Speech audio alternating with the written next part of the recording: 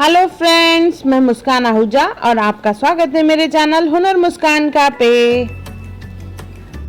जय झूलेलाल। अॼु मां तव्हांखे ॿुधाईंदसि महालक्ष्मी जे सॻड़े जी कथा।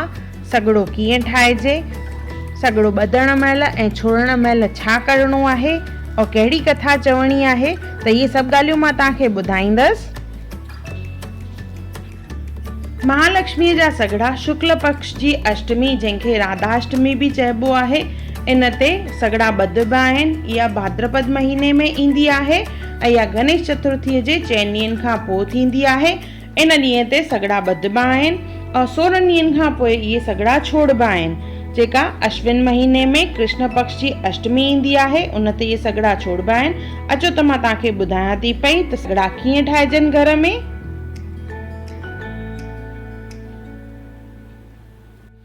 जय महालक्ष्मी माता। ईअं चई महालक्ष्मी माता जी स्तुति करणी आहे। नमस्ते अस्तु महामाये श्रीपीठे सुरपूजते, शंख चक्र गदा हस्ते, महालक्ष्मी नमोस्तुते। ईअं 3 दफ़ा चवणो आहे। महालक्ष्मी माता जी स्तुति करण खां पोइ असां ठाहींदासीं सॻड़ो। सॻड़े जे लाइ असां सुट जो धाॻो खणंदासीं, यानी कॉटन जो सन्हो धाॻो खणणो आहे, कचो हूंदो आहे जेको। उन जा असां 16 तंदू खणंदासीं। सो इन तरह असांखे 16 तंदू खणणियूं आहिनि। 16 तंदुनि खां पोइ थोरी सी जॻह छॾींदासीं, वरी वापसि 16 तंदू खणंदासीं। ईअं मिलाए हिकु सॻड़ो ठहंदो आहे, जंहिंमें 16 हिकिड़ियूं 16 ॿियूं तंदू हूंदियूं आहिनि, टोटल 32। इहो हिकु सॻड़ो हूंदो आहे। अगरि हिकु कपल यानी हिकु जोड़ो आहे त ज़ाल ऐं मुड़ुस इहो अधु सॻड़ो पाईंदा आहिनि। पुट खे हिकु सॼो सॻड़ो पाइबो आहे और धीअ खे अधु सॻड़ो यानी 16 तंदू पाइबियूं आहिनि। इन तरह सॻड़े खे वेड़णो आहे। इहो कचो सॻड़ो असांजो तयारु थी वियो। अहिड़े नमूने असां सभु सॻड़ा तयारु कंदासीं। हिकु आश जो बि सॻड़ो ठाहिबो आहे। हिकु कटोरी खणंदासीं, उन में हैड ऐं पाणी विझंदासीं और उन में असांखे इहे सॻड़ा विझी रखणा आहिनि।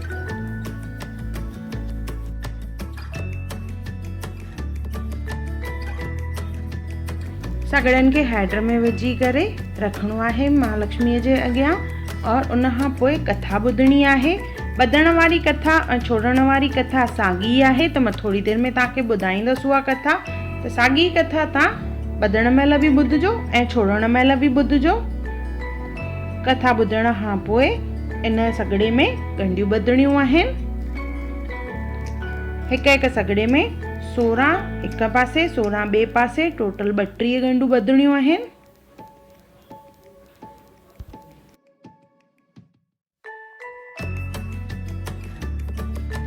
ॻंढूं ॿधण महिल मंत्र उच्चारण करणो आहे। ओम महालक्ष्मी नमो नमः, ओम विष्णुप्रियायै नमो नमः, ओम धन प्रदायै नमो नमः, ओम विश्वजनन्यै नमो नमः। त जेसिताईं ॻंढूं ॿधंदासीं तेसिताईं इन मंत्र जो उच्चारण कंदासीं और ॿिन्ही पासे असां ॻंढूं ॿधंदासीं और सॻड़ो हथ ते असांखे पाइणो आहे। जंहिं ॾींहुं सॻड़ो छोड़ींदासीं उन ॾींहुं असां प्रसाद में ठाहींदासीं सयूं या सीरो। ॾीओ ॿारण में हिकु मुखो ॾीओ लेडीज़ जो ठहंदो आहे और चौमुखो ॾीओ जेंट्स जो हूंदो आहे। किन किन घरनि में हिकिड़ो ई चौमुखो ॾीओ ॿारियो वेंदो आहे सभिनी भातियुनि जे लाइ। प्रसाद में सोरी, ॻच, सतपुड़ा और तितर ठाहिया वेंदा आहिनि। इन्हनि सभिनी जो वीडियो मां पहिरियों ई अपलोड कयो आहे। इन्हनि जी लिंक मां डिस्क्रिप्शन बॉक्स में विधी आहे, तव्हां अगरि ॾिसणु चाहियो था त ॾिसी सघो था। सॻड़े खे लाहे करे पुरियुनि ते वेड़णो आहे। पुरियूं मैदे जूं या अटे जूं हूंदियूं आहिनि। 4 पुरियूं खणणियूं आहिनि। कुझु माण्हू बिस्किटनि ते बि वेड़ींदा आहिनि, ग्लूकोस बिस्किट खणी करे। हाणे ठाहींदासीं थाली। थालीअ में ॾीओ रखंदासीं, हिकु मुखो लेडीज़ लाइ, चौमुखो जेंट्स लाइ, सयूं या सीरो। तितर रखंदासीं, जेतिरा जेंट्स हूंदा ओतिरा तितर रखणा आहिनि। सतपुड़ा, सोरी, सॻड़ा पुड़ियुनि ते वेड़ियल या बिस्किटनि ते वेड़ियल ऐं लास्ट में हिन में रखंदासीं असां ॻच।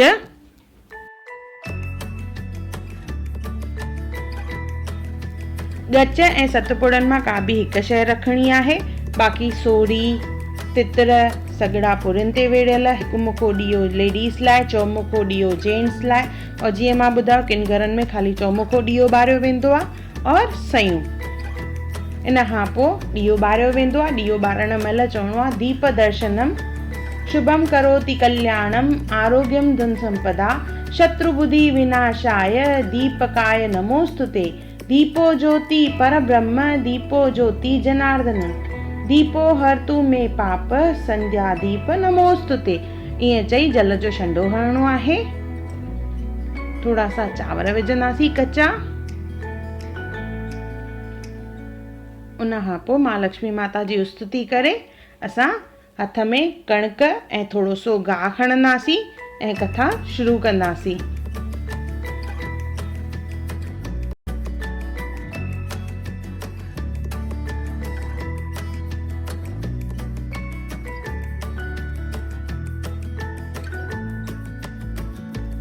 असुल वॾी कथा महालक्ष्मीअ जी। उज्जैन शहर में हिकु न्यायकारी ऐं धर्मात्मा राजा थी गुज़रियो आहे जंहिंजो नालो मांगलिक हो। हिन जे राज में शींहं ऐं बकरी गॾु चरंदा हुआ। प्रजा हिन मां ॾाढी ख़ुशि थी हुई। हिकु ॾींहुं राजा शिकार कंदे कंदे वञी जंगल में निकितो। उते ॾिठाई त गोपियूं महालक्ष्मी जी पूॼा करे रहियूं हुयूं। पूॼा पूरी थी त हिकु गोपी अची राजा खे सॻड़ो ॾिनो ऐं विर्त जी विधि ॿुधाई। जा हेठे रीत हुई, बड़े महीने जी साई अठी तिथ ते महालक्ष्मी जो व्रत रखी पूॼा कजे। हैड रंग जी कची सुट जूं 16 तंदूं वटे 16 गंढूं ॾेई करे सॻड़ो ॿधजे। वरी ऊंधाईअ में अठी तिथ ते व्रत रखी करे इहो सॻड़ो छोड़जे त महालक्ष्मी माता प्रसन्न थींदी आहे। राजा सॻड़ो वठी आणे पंहिंजी स्त्री चंद्रावंतीअ खे ॾिनो ऐं उन जी महिमा ॿुधाए पाण दरबार में हलियो वियो। पुठियां संदसि स्त्रीअ अभिमान विचां इहो सॻड़ो खणी फिटो कयो, जंहिं करे हिन खे घणो दुख भोगणो पियो।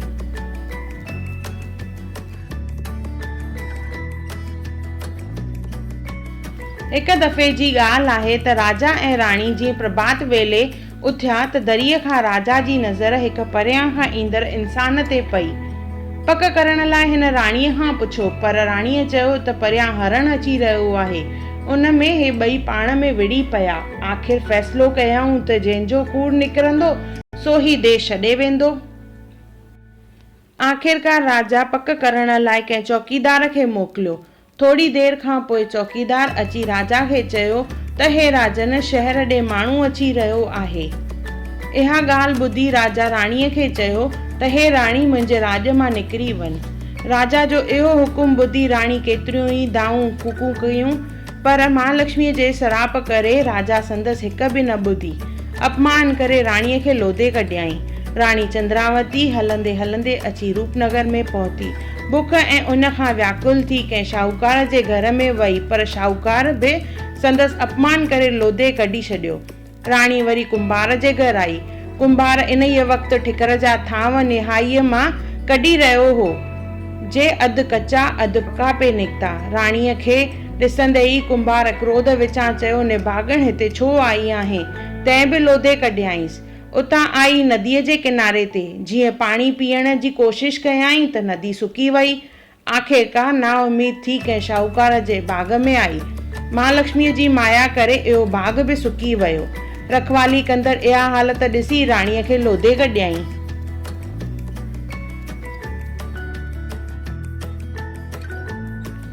राणी उतां सिधी आई कंहिं जोगीअ जे मड़ीअ में। इहो जोगी हिकु ॾींहुं भिक्षा कंदो हो त 12 महीना खाईंदो हो। उन ॾींहुं जोगीअ खे भिक्षा मां कुझु बि न मिलियो। जोगी हैरान थी राणीअ खे चयो त निभागी, तो मुंहिंजी मिड़ीअ में पेर रखियो आहे जो मुंहिंजी इहा हालत थी आहे। राणीअ वराणी ॾिनी त हे महात्मा, मां ई हिकु निभागण आहियां जो महालक्ष्मीअ जे श्राप करे हिन हालत ते पहुती आहियां। इहा ॻाल्हि ॿुधी जोगीअ खे दया आई ऐं राणीअ खे चयाईं, हे पुत्री, तूं हिते ई रही पओ, महालक्ष्मी भली कंदी।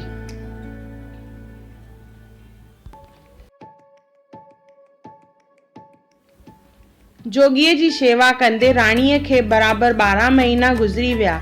जॾहिं बड़े माह महीने में अठी तिथ आई, इन ई ॾींहुं महालक्ष्मीअ जो पूॼन करे सॻड़ो ॿधाई। महालक्ष्मीअ जे व्रत ऐं सॻड़े जे प्रभाव करे उहो बाग वरी साओ थी पियो।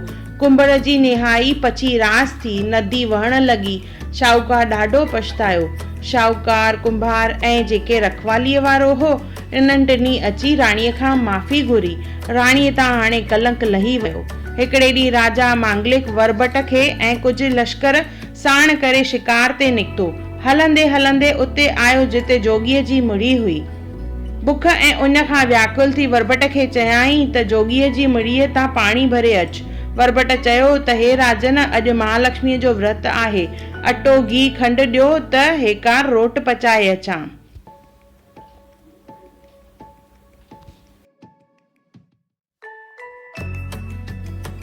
वरबट जोगीअ जी मड़ीअ वटि अची रोट पचाइण लॻो। रोट बाहि में सड़ी वियो। इहो ॾिसी राणीअ खां खिल निकिरी वई। राणीअ खे खिलंदो ॾिसी वरबट खे क्रोध आयो। तंहिं ते राणीअ वराणी ॾिनसि त क्रोध न कर, राजा वटि वञी करे मखण माखी वठी अच त मां तोखे पचाए ॾियां। आज्ञा अनुसार वरबट राजा खां मखण माखी वठी अची राणीअ खे ॾिनाई। राणीअ उन मां हिकु तितुरु ठाहियो, वरबट खे ॾिनो। वरबट खणी करे इहो तितुरु राजा खे ॾिनाई। राजा इन्हीअ मां पाण बि खाधाई ऐं सॼे लश्कर खे बि खारायो, पर तितुरु न खुटो। इहो ॾिसी करे राजा हैरान थी वियो। वरबट खां पुछियो त हुन ॿुधायोसि त राजन, हिकिड़ी महासुंदर स्त्री जोगीअ जी मिड़ीअ में वेठी आहे, तंहिं ठाहे ॾिनो आहे। वरबट जी इहा ॻाल्हि ॿुधी करे राजा उन ई महिल जोगीअ जी मिड़ीअ में आयो। पंहिंजी स्त्रीअ खे ॾिसी हैरान थी वियो। ख़ुशीअ विचां रड़ कयईं, चंद्रावती। राणी राजा खे पंहिंजे साम्हूं ॾिसी ॾाढो ख़ुशि थी ऐं पतीअ जे चरणनि ते किरी पंहिंजी भुल बख़्शायईं। अहिड़ी तरह महालक्ष्मीअ जे व्रत रखण जे प्रभाव करे राणी राजा सां मिली। बोलो महालक्ष्मी माता की जय। कथा पूरी थियण खां पोइ कणिक ऐं गाहु जेको असां हथ में पकड़ियोसीं उहो माता जे अॻियां रखंदासीं और मंत्र चवंदासीं, ओम महालक्ष्मी नमो नमः, ओम विष्णुप्रियायै नमो नमः, ओम धन प्रदायै नमो नमः, ओम विश्वजनन्यै नमो नमः। कथा खां पोइ महालक्ष्मी माता जी आरती करणी आहे ऐं पोइ पलव पाईंदासीं। इन खां पोइ ॿांभण खे पंहिंजे इच्छा अनुसार दान करिणो आहे। न्याणीअ खे प्रसाद ॾींदासीं, उन खां पोइ असां खाईंदासीं। जीअं मां ॿुधायो, सोरी सभिनी जी हूंदी आहे। घर जे हर हिकु भातीअ जी हिकु हिकु सोरी ठाहिबी आहे। तितर जेके आहिनि सिर्फ़ु घर जे जेंट्स जा ठहंदा आहिनि। ॿार हुजे वॾो हुजे, हिकु हिकु तितर ठाहिणो आहे। अहिड़े नमूने प्रसाद सभिनी खे विराईंदासीं।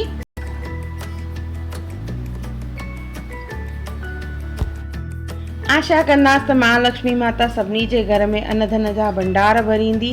बोलो महालक्ष्मी माता की जय।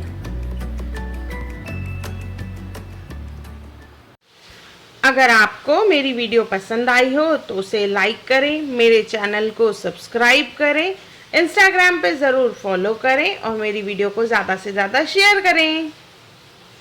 और मेरा वीडियो देखने के लिए थैंक यू।